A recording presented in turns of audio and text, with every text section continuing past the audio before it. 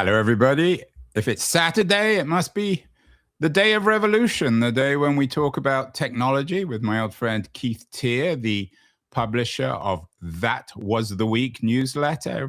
Every week, it would seem there's a huge revolution in technology that's going to change the world, and this Saturday is no different. The title of his editorial this week is Blowing the Doors Completely Off the Hinges of Venture Capital. It's a subject he's all too familiar with, and he's joining us, as always, from the heart of the global revolutions of the world in Palo Alto, California. So, Keith, another revolutionary week. How many revolutionary weeks can we have before we all go down the plug hole? Well, you know, in Silicon Valley, you get rewarded for grandiose announcements. And so every CEO or founder worth their salt is planning them. So I would guess that we're going to have attempted revolutions at least pretty much every week. So this week, we are triggered by this announcement of something called the Robinhood Ventures Fund 1, which, according to Robinhood at least, appropriately named. For too long, private markets have been out of reach to everyday investors. At Robinhood, we believe access shouldn't be limited to a select few. We've heard that message time and time again about the radical consequences and benefits of democratization. But at this point, the Robinhood guys seem as if they want to blow the doors off the elites of venture capital. What exactly is Robinhood doing? Well, there's what they say they're doing, and then there's what's really happening. What they say they're doing is exactly what you just read out. They're launching a publicly listed venture fund, very like the conversations you and me have had in the past about what I do at SingleRank. They're pulling together assets into the venture fund. They already have 300 million-ish of assets like Databricks. And sorry, so just to jump in here, because not everyone, just remind us, Keith, what Robinhood's day job is. What exactly is it? Their day job is to build a user-facing stock trading platform. They're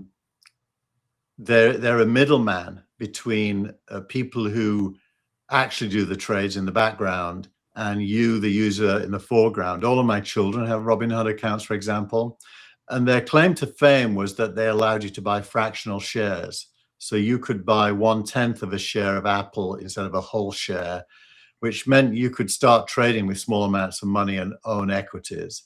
So it was a democratization in a sense. It was building a wide. In other words, your teenage kids or your kids in their 20s can buy shares. Correct. And they've got 24 to 27 million retail customers that use Robinhood now. So they were successul. And they named, of course, for those people who don't know, Robinhood was originally, supposedly, somebody in the forest of Nottingham who stole from the rich to give to the poor, although I think historians aren't quite sure there really was someone called Robin Hood. But anyway, go on. Exactly. A bit like William Tell for our Swiss listeners. We have a huge Swiss audience, by the way. Yeah.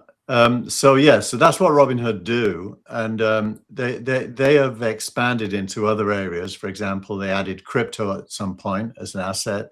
They have added prediction markets as an asset in response to Polymarket's success.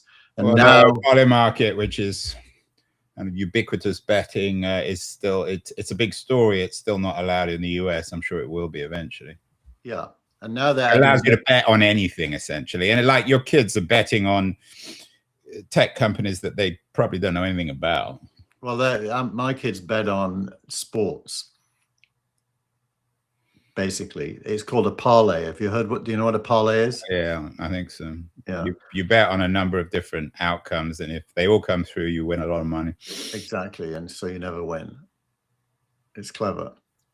Anyways, so that's just to remind everyone, that just to be clear, Keith, you use this important word. Robinhood is a middleman. They're not. Would it be fair to say they're not actually producing anything? It's a little bit like Uber. They're aggregating existing capability into an interface that improves on what was there before. So they're a channel, kind of. They're a viaduct or a destination for a set of functions. They own the attention of the audience, which is the key. That's what makes them valuable. And so when they add venture capital, and it's worth knowing, Andrew, they're doing an IPO for this new fund. So an IPO, you raise money. They are raising up to $1 billion in the next week, by the way. It's happening now. You can go and buy shares in their fund. And $25 a share, they've got 40 million shares, which weirdly is exactly the same number of shares we have at Signal Rank at the same price, which and we're not going to turn this into an advert for Signal Rank, but you're trying to do the same thing. You're following in Robinhood's on Robinhood's coattails, although you're a little bit down the road.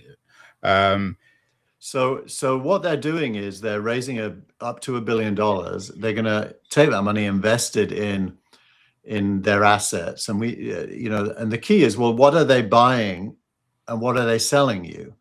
There is innovation for sure in packaging up assets that previously were unavailable. That's their whole game, has always been their whole game. So then it comes down to, should we be buying these assets? So what exactly, and again, I know this, it's when you talk about things like Robinhood, it's always a matter of checking your pockets. What exactly are they enabling people to do? Let's use your kids in their 20s. What is Robinhood enabling them to do that they can't currently do? Well, so if you put that chart back up, I'll use it as an And here we have a chart, a share of VC exit types, value by type. Of course, we've got the classic VC model where VCs invest in a company, a startup, Google, Uber, OpenAI.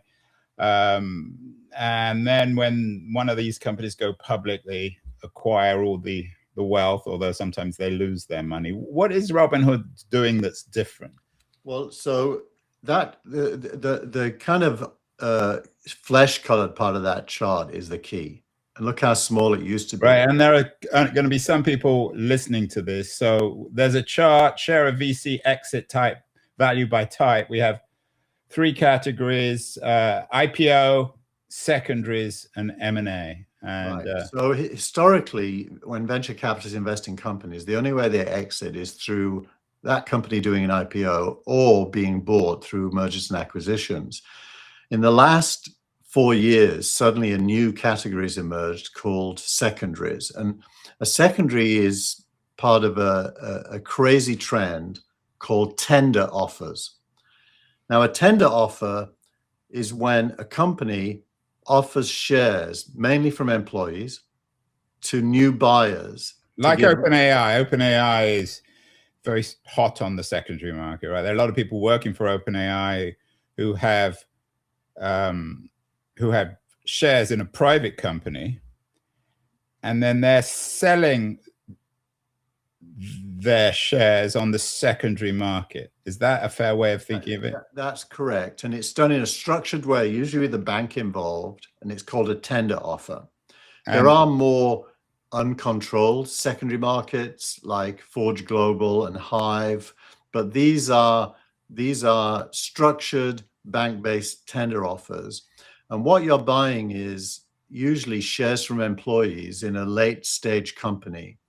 That money goes back to the venture capitalists, who in turn give it back to their limited partners. So to come back to your kids, your boys, if they had the resources through the secondary market, could acquire shares in OpenAI. Is that correct? And the like, yeah. And the demand is in a very small number of names. It's maybe 10 companies at any given time that are attractive. Right. Anthropic and OpenAI presumably dominate. Everyone's heard of them. Stripe and SpaceX are in there as well. Right. Okay. So to me, that already speaks to the democratization. I mean, your kids now have the same access to these early stage companies as Mark Andreessen or Ben Horowitz, don't they? So the devil is in the word early stage and the anticipation of what might happen next. And so, as you know, with venture capital, there's a life cycle of a company. And the ones who do tender offers are normally, historically they would have already done an IPO, but they're tending to stay private much longer. And most of the growth in wealth happens while they're private. At the point that they do a tender offer, the selling employees have drawn the conclusion that this is the peak, or close to the peak, or at least, it would be risky to keep holding. What a Hollywood person might call the climax. Correct. And so these tender offers are producing a lot of shares available at high valuations. The poster child for this is Figma, which is now public, which was attempted to be acquired by Adobe for $20 billion. That failed. Figma then started doing secondaries at $12 billion, whilst it was still private. A lot of people bought at $12 billion. Okay, so I take your point. So some of these secondary markets are being used by perhaps overpriced late-stage private companies. So what is Robinhood doing with this announcement of its private market fund going public that will benefit your boys? We're talking about your sons as classic examples of people who want to get into the startup investment space, but don't have the access at the moment, or perhaps the capital. It's in a group of like entities. The others are Destiny, Tech 100, and Power Law, that I probably say to my kids, be careful, because the assets you're buying can go down. Why? Because they're already highly priced. And the money that you're going to pay is going to go back to venture capitalists and their LPs, and you're going to be holding these relatively highly priced. Okay, so that's assets. your critique of the secondary market. So what is Robinhood doing that's in any way different? It's packaging up these assets for people like my kids, which is possibly a good thing depending on the basket of assets, or a bad thing depending on the basket of assets. So you really have to get to the next level down. It's democratizing, but is it democratizing exciting assets or disappointing assets? And I mean, that's going to obviously depend. So I know you have your own stake in this, and it's a big deal from the point of view of signal rank. But for the rest of us, Keith, why should we even care? So it sounds to me like maybe not a scam, but Robinhood's always seemed to me like a rather odd company. They're not producing any value. It's just a game. I mean, it's an extension of Polymarket, or it's the way in which Wall Street and IPOs and Polymarket have all become part of the same kind of gambling game. Well, I think this is the time to influence Robinhood. It could be that's definitely one of the things it could be, but it could also be that companies that are going to experience, another 10x growth become available to retail investors before that happens. So it entirely depends on how Robinhood plays the game and the other players in the space. So Robinhood doesn't know, because it can't know of these companies, the middlemen, for whether these companies are any good or not. It depends on so many variables, on the future of the global economy, on AI, on so many other things. They can't know any more than anyone else, can they? Yeah, but they have a predilection at the point of their purchase to determine what kind of a risk they want to be acquiring. So let me take another tack on this. Again, using your voice, because you brought them up. I don't want to personalize this, but some people might say, if they want to invest, sure, that's a good idea. They're aspiring entrepreneurs. Let them invest in the public markets. What's wrong with the current public market? Now, of course, what Robinhood is doing is entering the public market, but what's wrong with them investing in Microsoft or Facebook or Google? There's nothing wrong with that, but you've got to do the math. As a person with savings, I assume you do the math from time to time. The public markets, taking the averages as the likely outcome, because almost nobody beats the market. The best case scenario is that you can grow your wealth by about 10% a year. In private markets, the best case scenario is that you can grow your wealth by 1,000 times. So private markets historically have been where the growth is, and increasingly that's right. But more. the obvious response is, you can grow it by 1,000 times, but you can also lose all your money, which is less likely on the public market. That's definitely true. You can, but if you make 100 bets in private markets, each one of those 100 you can lose all your money.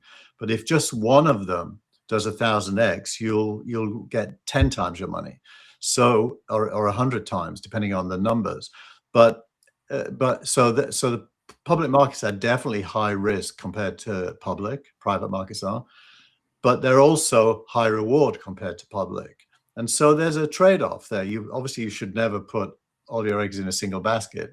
So opening up private markets to public investors, I'm definitely a strong believer in that, as long as it's educated. I prefer it. Say that again. As long as, what do you mean it's educated? What does that mean? Well, that there's proper understanding of what it is you're buying. I also believe in de-risking. So there's two ways of doing private baskets. One is called concentrated. The other is index-like. Concentrated is Robinhood. They claim they're only gonna have 18 companies in their portfolio. Just by way of contrast, and we're very early, we have 45 already, and we'll end up with 150. So the amount of the risk spread over a certain number of companies is one of the variables here that one has to think about. And a highly concentrated late stage portfolio is probably the most risky, and aligns to what you just said. An earlier stage, more index-like basket is more de-risked. So how would you, I take your point, how would you respond to my suggestion that all this really reflects this kind of merging of the financial markets and betting markets like polymarket, and it perhaps reflects a kind of apocalyptic time where everyone is gambling all the time on everything, which is what polymarket is? Well, I don't think you're wrong to say that that's part of what's happening. I think that is part of what's happening. But it's also true that, in parallel to that, the largest wealth growth in the history of the human race is happening. And who gets to play in that pond is highly selective right now to people who have $1 million or more net worth. And Robinhood is right to suggest that can be broken, and more people can benefit from this wealth growth. We talk about the democratization of finance. People with $1 million have more rights, not because they're better or even smarter. It's just because they got the money. No, it's because regulations prevent anyone with less than $1 million from buying private assets. And one of the reasons is because they assume, I think, people with more than $1 million are perhaps a bit more responsible, or able to lose more than your kids who often extremely ill. I'm not saying they are, but a lot of kids in their 20s and their teens are profound. And this is the demographic that this stuff is attracting, are so ill-informed that for them. You're right, Andrew. But what if we say it again? Say it again, Keith. I'm right. You're right. But if you focus in on a single word, risk,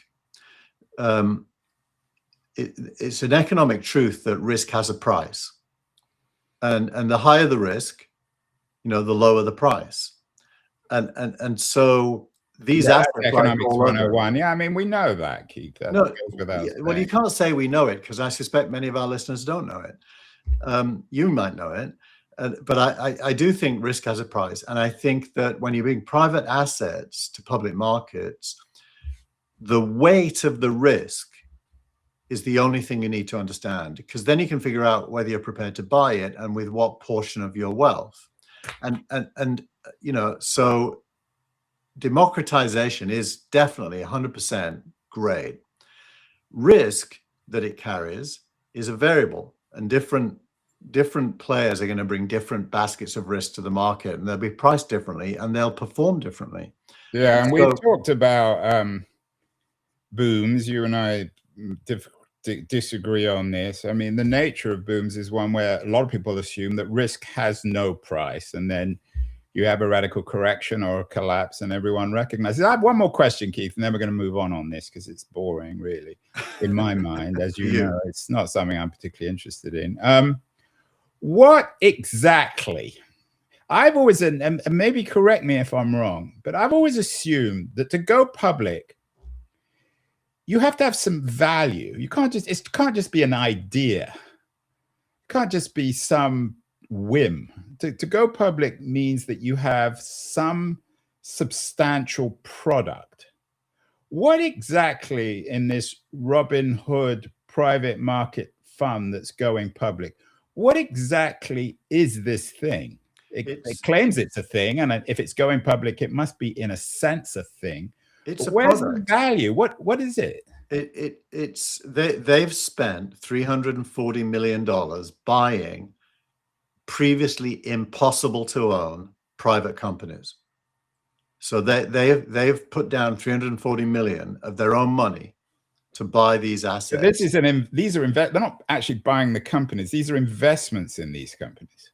Well, that is buying the companies. It's just a small portion of the companies. So it's basically just a kind of an investment platform that's going public. But a little bit like Berkshire Hathaway is. Berkshire Hathaway owns other companies. Robinhood owns other companies, not fully. And it's now, and in the case of Robinhood, these companies were previously impossible to own for retail investors. Its product is to make it possible to own them. And you judge them based on what it is they're selling you. So in a way, I mean, coming back to this final point, come back to your kids. They could buy on the secondary market, but actually this Robinhood announcement in a way might not be such a bad thing because it's encouraging them to go to the public market and invest in something like Robinhood. Is that fair? Yeah, that's fair. And then you do the calculation on the risk analysis of all your possible strategies.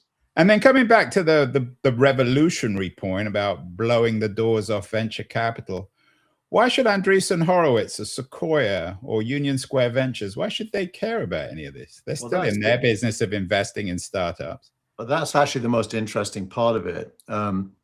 Sequoia and Andreessen charge their investors somewhere between 20 and 30% of the profit on the money that they invest. Robinhood is charging 0%. So they are creating a venture capital fund where the profit stays with the investors and doesn't get taken out by Robinhood. So they're changing venture capital from a 30% tax to 0% tax. They are charging fees. It'll end up being somewhere between 2 and 3% at the end of the day, which is similar to Andreessen and Sequoia. And their stated goal is to become the biggest venture capital company in the world. If that happens at 0% fees, it makes Sequoia and Andreessen's business model untenable. Yeah, but the point, and I don't want to argue on behalf of Sequoia or Andreessen. They can make their own arguments, but their point of their value is that they actually have access to these companies. They have a network in Silicon Valley. They know the best entrepreneurs, the best technologists, and they're making these investments. Robinhood isn't doing any of that. Well, now you're agreeing with me. I agree with that. What are the assets? The key questions are, what are the assets? How early do you own them? In the case of Andreessen and Sequoia, they often own these companies at the seed round or the A round. So the growth is huge if they succeed. So buying assets early, when those assets are well chosen and they grow, deserves a premium. And that's why Sequoia and Andreessen can earn that premium. If you buy assets late when they're already fully grown and you package them up for retail investors and they don't grow massively, you really don't deserve a premium. Right. Yeah, I think I think we're going around in circles. Let's move on. Another interesting piece you linked to this week is about the humanities being automated by Yasha Monk, an old friend of mine, the publisher of Persuasion. He suggests that AI now is at a point where it can write political philosophy papers, not quite perfectly, but getting towards a point where it's harder and harder to distinguish between AI and people who have spent their lives training to write political philosophy. It's an interesting observation, and I think he's right, isn't he? Well, he's definitely right on the facts. He actually writes about an experiment he conducted to get the AI to write a paper, and he concluded that it was depressingly good, in his words, because he felt it could be submitted for publication and be good enough to be published in an academic journal. And then he asked the question, where is his value add, or any writer's value add, if that trend continues? And he does conclude at the end that there is a value add, but he thinks effectively an average non-specialist in a space is going to be able to produce a specialist level publication using AI, and it will be increasingly difficult to distinguish between that and one written by an actual specialist. So this comes back really to what we were talking about before, about radical democratization, just as the Robinhood story is about the democratization of markets or access to investment. Yasha is talking about radical democratization so that experts or former experts like himself, professors of political philosophy, don't bring much value. I mean, does he get into the argument about whether if he smartly uses AI, he can improve the quality of the piece? Or does he suggest that after a while you just kind of hit a wall? No, he does retain some optimism about the importance of the human. That said, I think he might be misframing this, and even we might be. I think automation is probably a better word for this than democratization. Democratization suggests humans are being leveled up. What's really happening here is humans are masquerading as producers when actually it's the AI that's becoming as good as or better than humans. So if there is democratization, it's software agents that are writing, not humans. Although some people will probably hide behind that and claim that they're political philosophers by using AI. Another of your pieces that you linked to this week is by Packy McCormack, one of your favorite writers, the author of Not Boring. He writes about power in the age of intelligence. Where is the power then, Keith? Whether it's in the democratization of financial markets or what Yasha Monk is talking about. I mean, this seems to be the core question. Yeah. If we acknowledge that you have this flattening or democratization, whatever word you want to use, where does the power go? Well, it's interesting. If you and me ask ourselves, what do we still respect? I think it comes down to creativity that breaks through some previous boundaries and therefore grabs our attention because of its uniqueness, novelness, newness, depth, interestingness. AI is very bad at that. Humans are very good at that. At least the humans who are good at it are very good at it. And we're still attracted like, flies to a light to creativity. So power is with the creative. And in fact, this was something I talked about with the Los Angeles Times book critic, Bethann Patrick, another keen on America friend who came on the show to talk about the Washington Post closing and the impact on the literary world, or the Washington Post closing of their book reviews. We agreed, I think, or Bethann noted, that the book still retains a degree of popularity, maybe because of the value of creativity, Keith.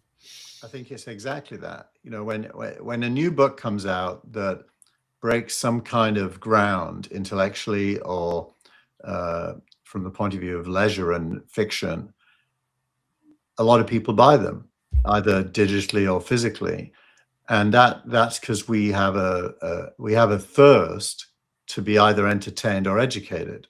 So maybe Yasha's point about the humanities being automated is that the humanities aren't particularly creative, and that most people working away in university departments writing these white papers aren't creative, and that we shouldn't be too sad about their demise?